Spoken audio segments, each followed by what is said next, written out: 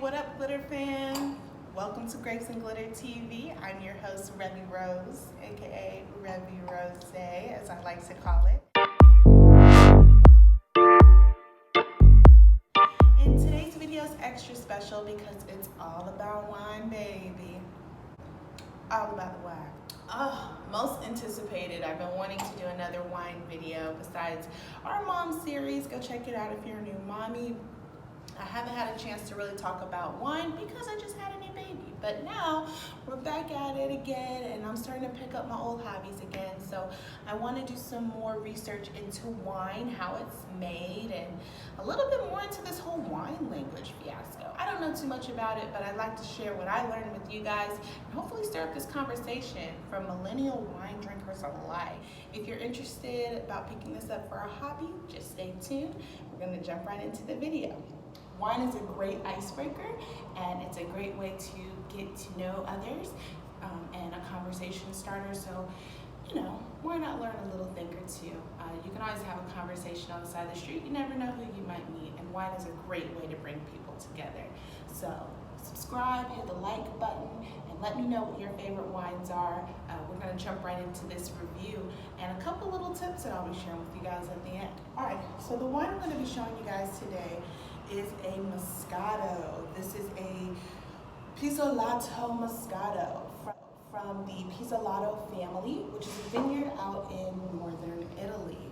So this vineyard is actually really awesome because they actually create 100% organic wine. So this Pizzolato Moscato, it's a little sparkling. That's where you'll get the Dolce from.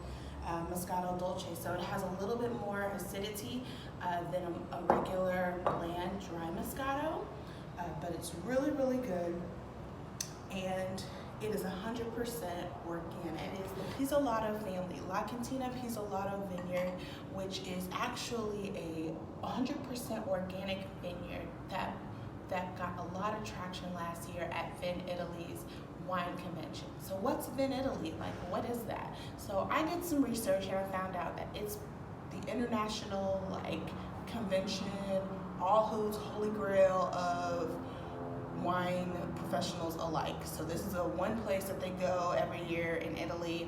I don't know if it goes anywhere else, but I believe Italy's where it's at most of the time. And they talk about new wines that are coming up.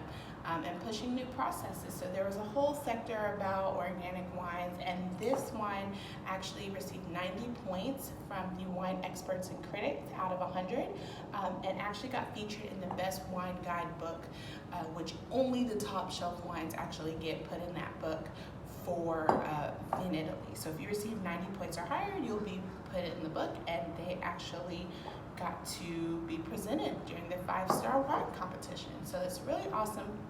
It wasn't that expensive. I found it at Whole Foods, and I am really pleased about how this wine is actually broken down, sight, taste, and smell.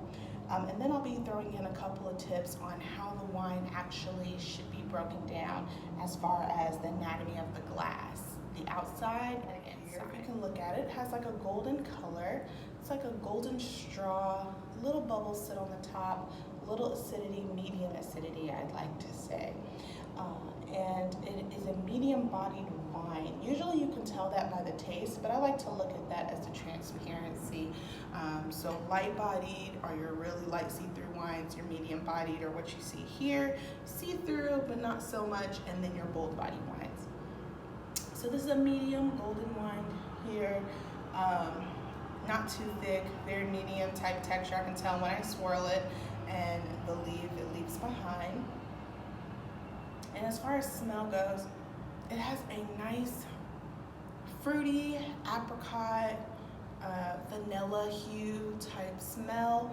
Most Moscatos are very fruity because they are a dessert wine. This is a Moscato Dolce, so it has a little bit of extra sparkling than most. But that sparkling and the sweetness of the vanilla and the harmonious balance of all of the fruity flavorness makes this a really, really good wine for herbal cheeses as well as desserts for sure. So with the taste,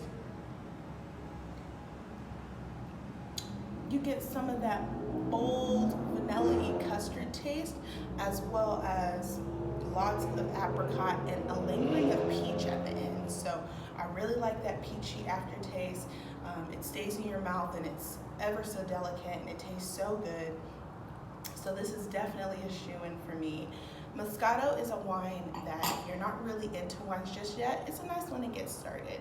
They go from lightest to dark, and on Grapes and Glitter TV, I'm gonna teach you about all of them. So it's only right that we started talking about a Moscato today. So now that we've reviewed the wine and you guys know a little bit about where it comes from, I want to talk a little bit about the anatomy of the actual wine. So the anatomy of the wine glass has a lot to do with how the wine is actually going to come out in taste and how it's going to come out in aromatic smell. If you know anything about the nose, you know the nose and the taste buds actually are linked very closely. And what you smell can affect how you taste something, whether it's going to be good or bad. So you want to be able to manipulate that with the type of glasses that you choose.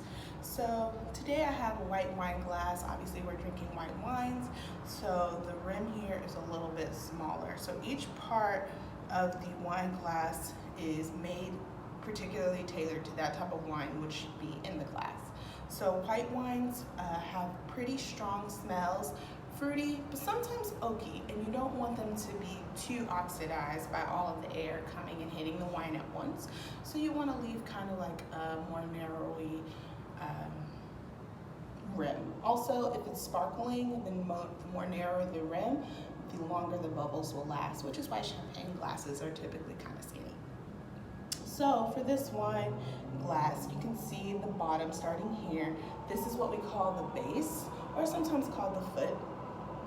The stem is where you actually should hold your glass here. That is the skinny part in the middle. The biggest part about the wine glass is the actual bowl, and then you have the rim here at the top. So that's externally what a wine glass anatomy looks like. And then internally, you have three breakdowns: the airspace, the surface area, and the volume. The airspace is the amount of space in between the rim and the top of your wine that you have in your glass.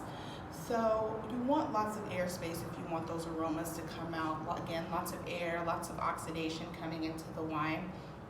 So if you can leave enough airspace, that matters a lot in how the wine is actually going to taste. The volume is about how much wine you actually put into the wine, how much you actually pour. So that kind of determines what your fill up rate will be at if you're hosting an event. So the amount of wine that's poured at one time. You typically want to pour where the widest part of the glass is. That's going to maximize your amount of surface area, which leads me to my next point, where you have the most amount of airspace, but the proper volume of wine in your glass, and that way you can maximize the taste. So your surface area actually looks at if your wine is in the proper alignment volume-wise in accordance to your rim here. So your rim will, again, how open or shallow it is going to allow more air to come in. So that surface area in conjunction to how much wine is in the glass volume will actually give you a great taste. So it's all a math problem, really, when it comes to making your wine taste its actual best. But in all actual reality, some very high-end and some mid-range wines are all different types of taste. So really, it's just for you to get out there, experiment, and talk with others.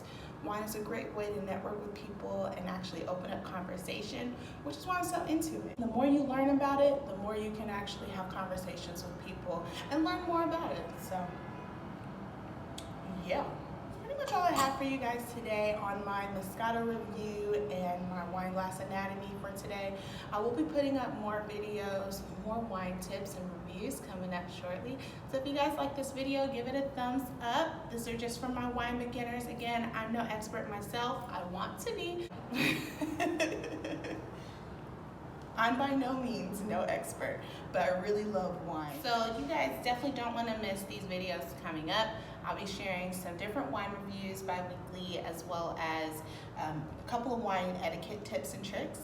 So if you guys will be doing any fine dining soon, or this is a hobby you want to pick up, make sure you subscribe to my channel, Grapes and Glitter TV. You don't want to miss this.